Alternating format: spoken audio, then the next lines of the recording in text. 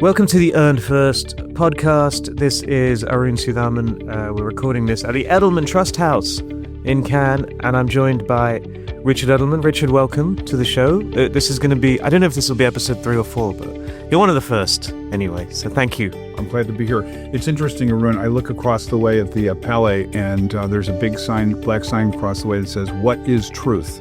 Okay. It's a perfect basis of our discussion. All right. So you tell me why is that interesting to you? Because we're in Cannes is the land of make-believe, is it not?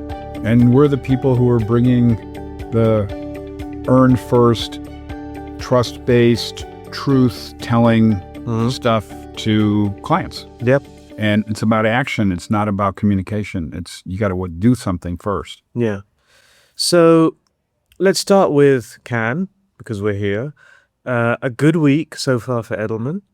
A gold lion in the PR category yesterday, and some other lions as well. But not a great year for the industry as a whole. How are you feeling? So I think the advertising folks have recognized that this earn first modality is powerful, and they're coming into our territory. Yeah. And so we got to trade up our game. Yeah. I mean, we were there first, Yeah. but it doesn't mean that we have any sort of monopoly on this. Yeah. And ad agencies, classic businesses disrupted, they're coming towards where they see opportunity. Yeah. And we're area of opportunity. And by the way, the best piece of work I saw yesterday was for the Indian Railway. Oh, you like that? I loved it. The matching of the lottery tickets with buying a ticket, where 40% of people or whatever don't buy tickets. And so suddenly they have a much improved compliance. Yeah. Bravo. This is a fantastic piece of work. Yeah, but it's an ad agency. There's not even a supporting PR agency on that campaign. But that means we got to trade up our game. It means we've got to have those level of ideas, and we've got to sell through to CMOs and CCOs. Do you still think ad agencies are hampered when it comes to campaigns that are about telling the truth, dealing with reality, and building trust? I don't think it's their natural space, but I think they're driven to that by business imperative. So we should not take in any way solace from our having gotten there first. You know, if we can't expand our ability in creative, and also our relationship connectivity within the company, we're on a melting iceberg.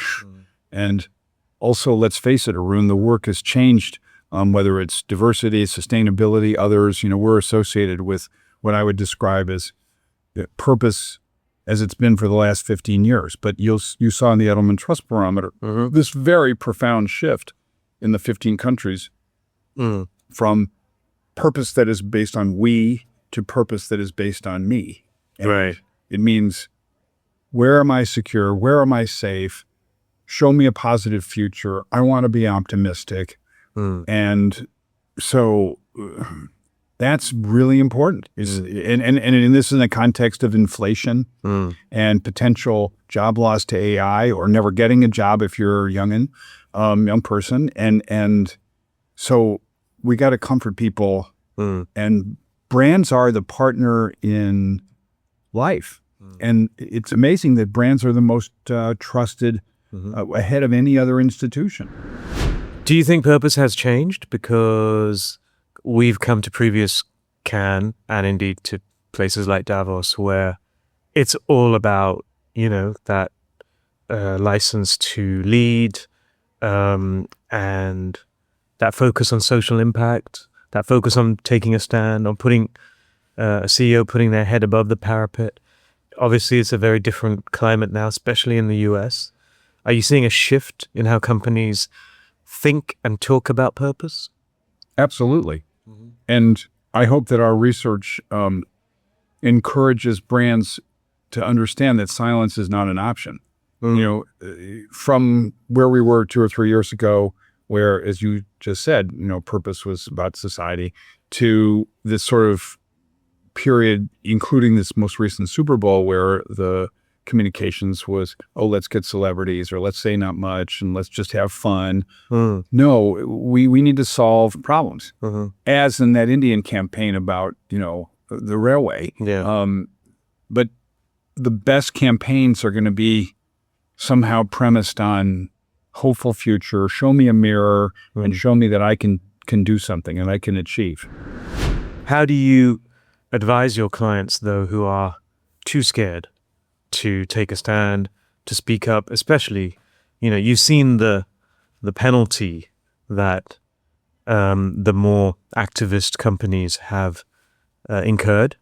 You've seen so many companies now dropping their DEI or even ESG policies.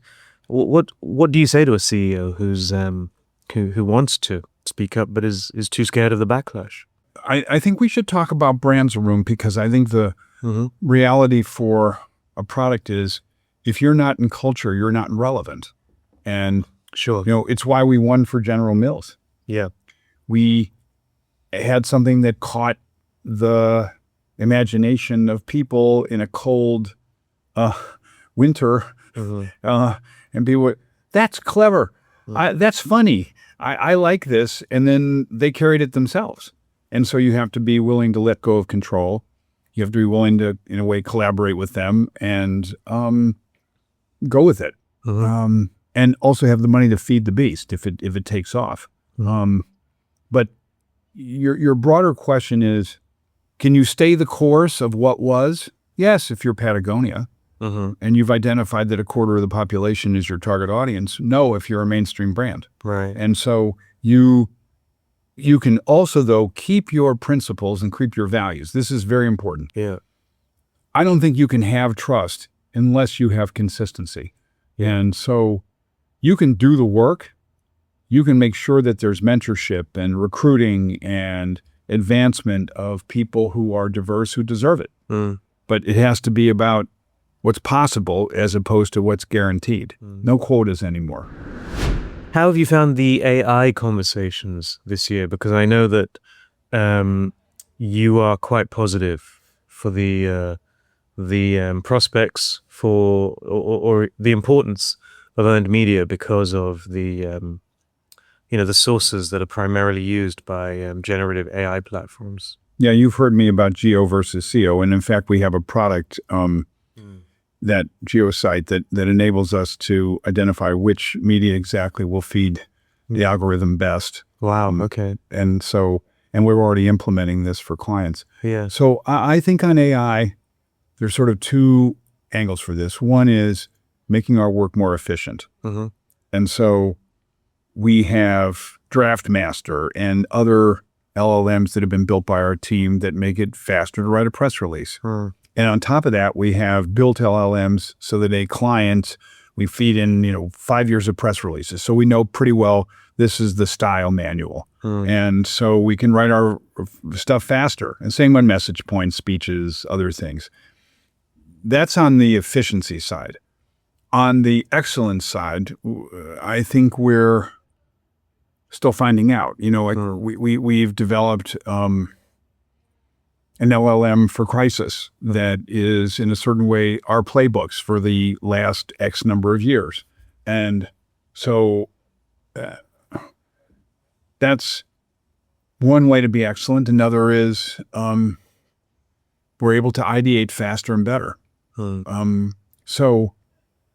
But also, lastly, we can compete with ad agencies.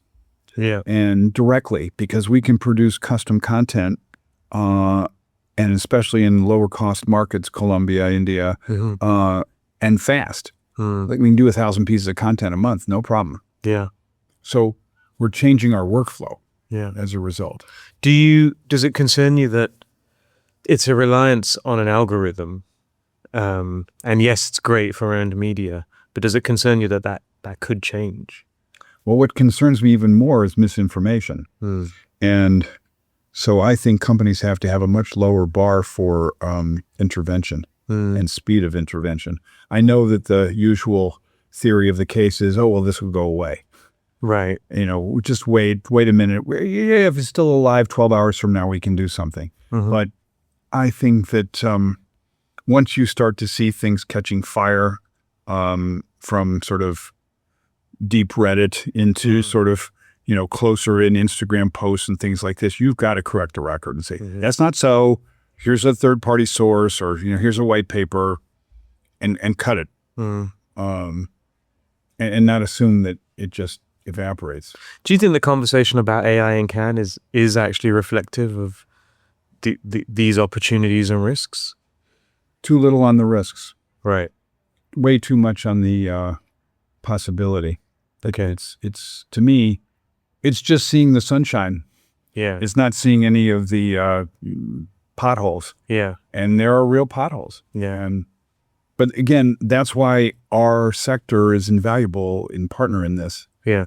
Because listen, Meta last week and Google have video tools that are going to allow basically bypassing of advertising agencies. Yeah. You can self-create. And Meta's actually running around offering it. Yeah. Okay, bravo.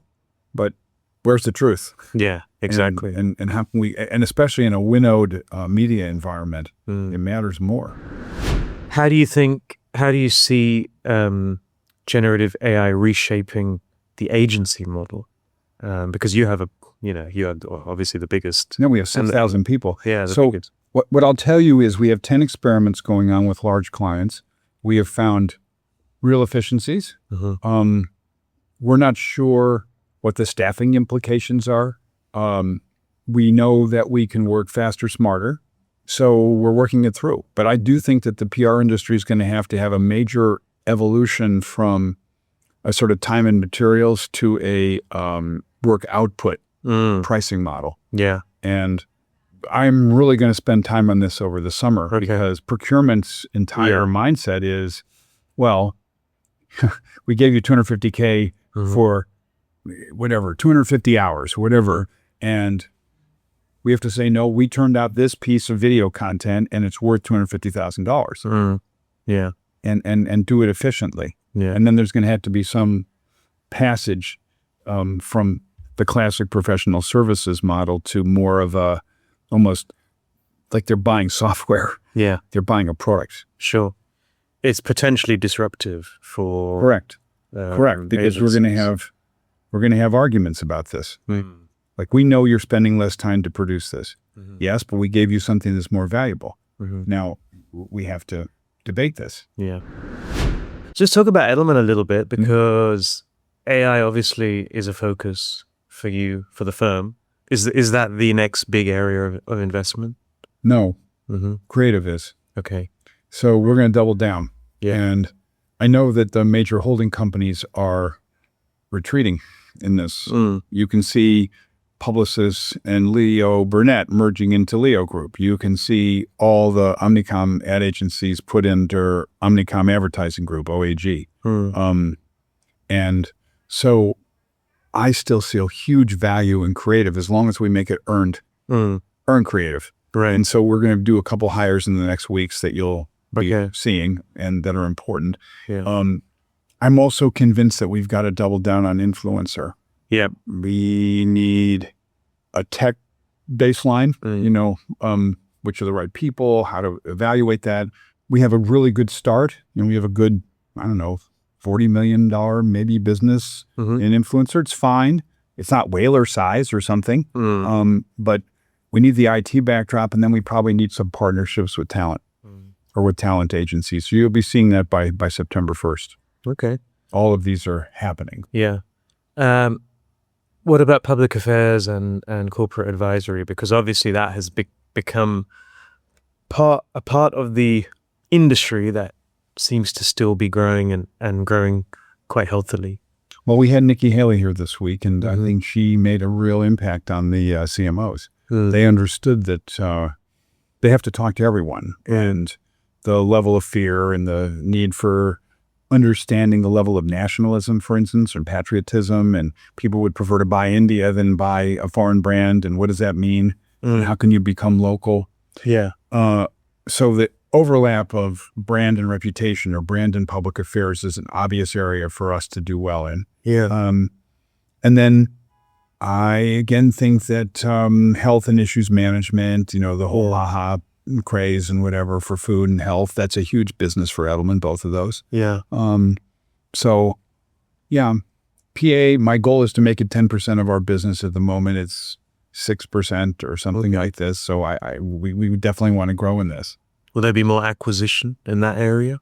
Could be in your area, region too. Because Fast growing. yes, correct. It needs to be core to our offer in Asia. Mm. And in India, it is, for instance. I mean, the stuff we've done for Walmart and others is indicative of what's possible. Does it concern you at all, the U.S. retreat from the global stage and potential decoupling?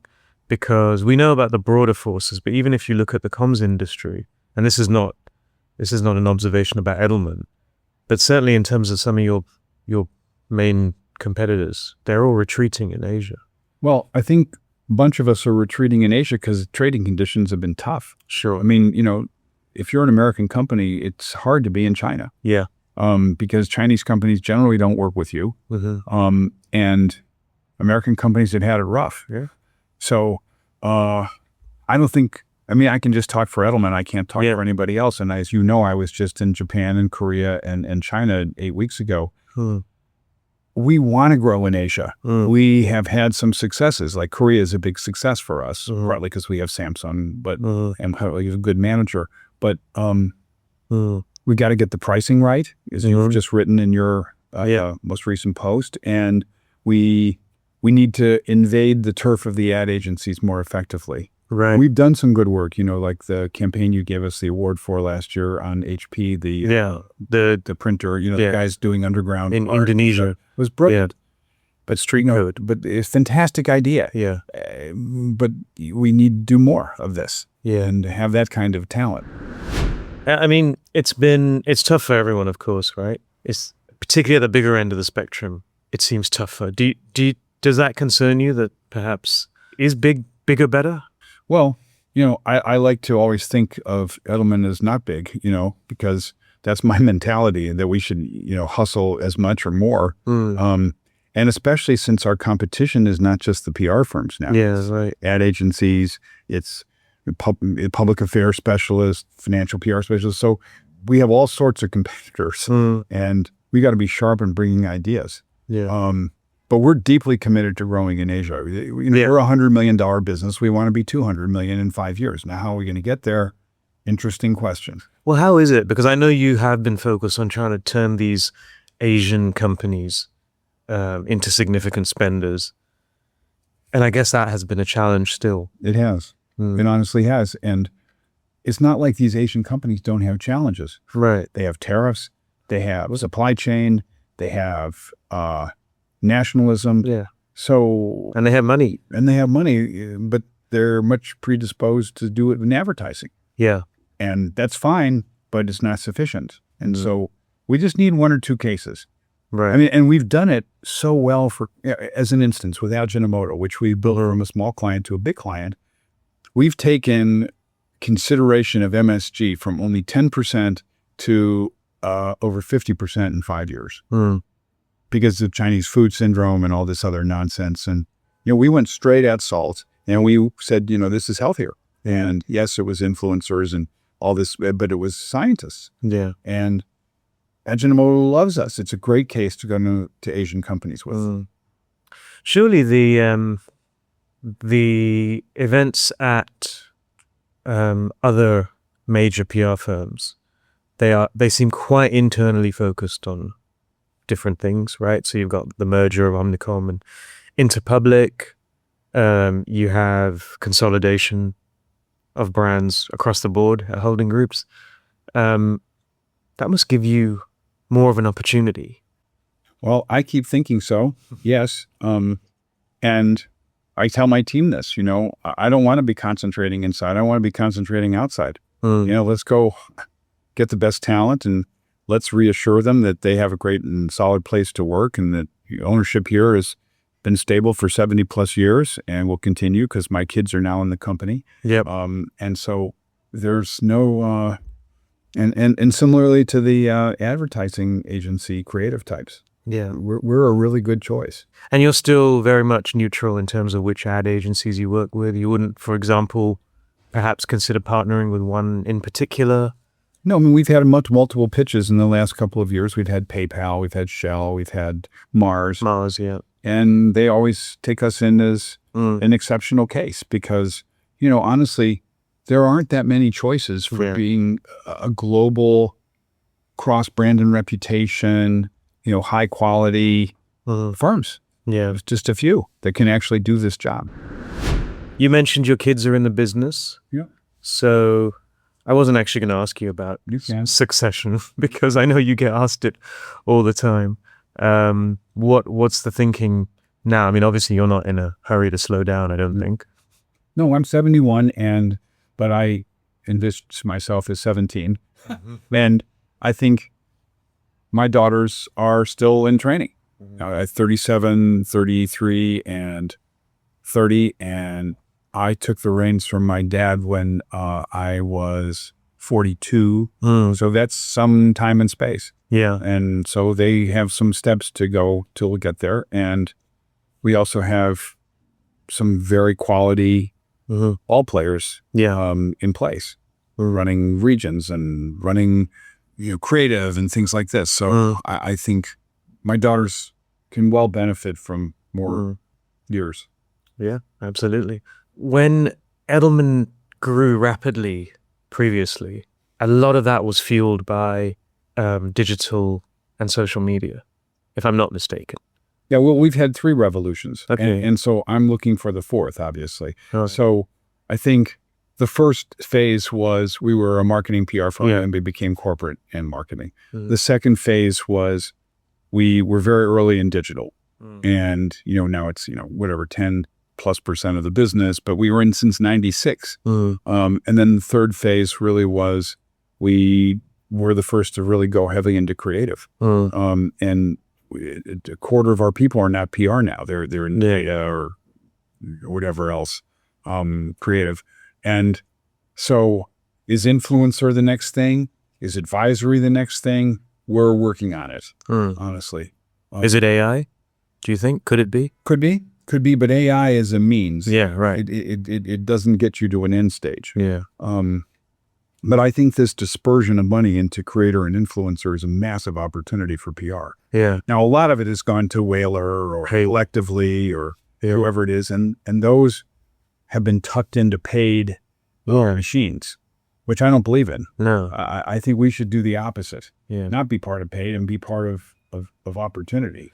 Are clients generally viewing influencers as earned or paid? Depends who you talk to. Right. And it depends if it's Edelman speaking to you or Publicis. Right. Publicis, it's paid. Edelman, it's earned. Yeah. And it depends also on the size of relationship. Like, micro influencers or creators will get $5,000. The big ones will get multi-millions. So it depends. Yeah. So the 4th revolution, how do you see revitalizing growth? Is it purely down to market conditions? So look, Arun, I think part of our growth was also, we were an American company, and the first thing we did was grow in Europe, and then we grew in Asia.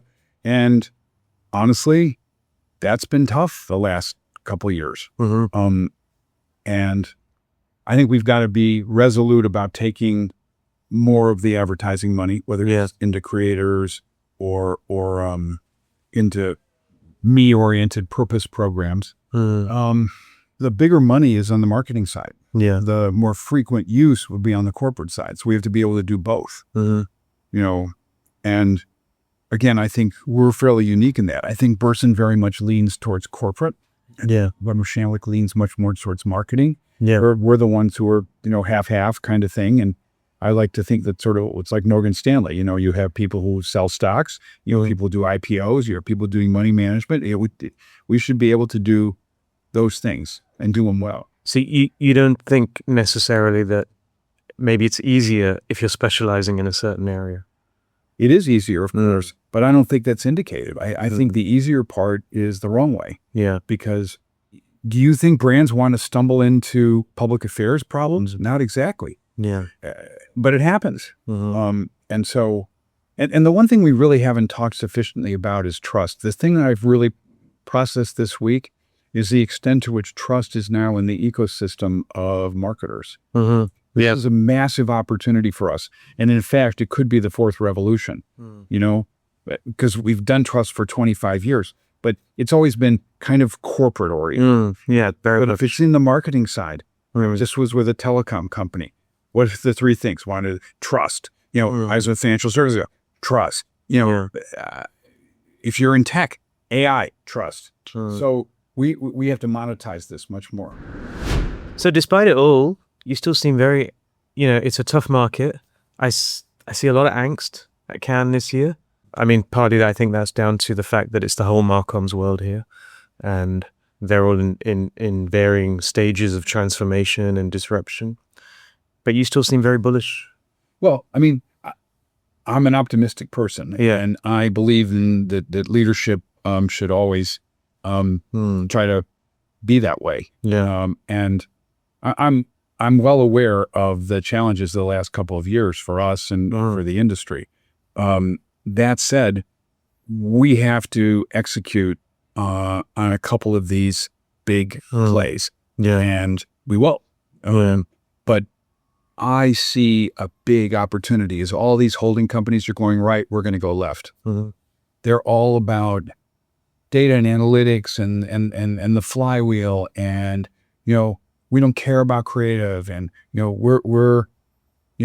we can tell you exactly what Arun wants to buy tomorrow. And I don't think that's sufficient, because I think there's a lot of Arun that is, I want to be free to decide what I want, and I want to discover things, and I want to be in culture, and that's where we should live. We should be the culture people, and it should be interpreted for employee side as well as for the brand side.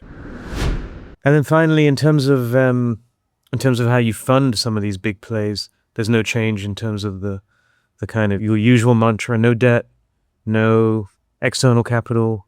So certainly no external capital, and we have no debt. So I'm conscious of the piece that you wrote about the IPOs. I saw that. Yeah. What did you think?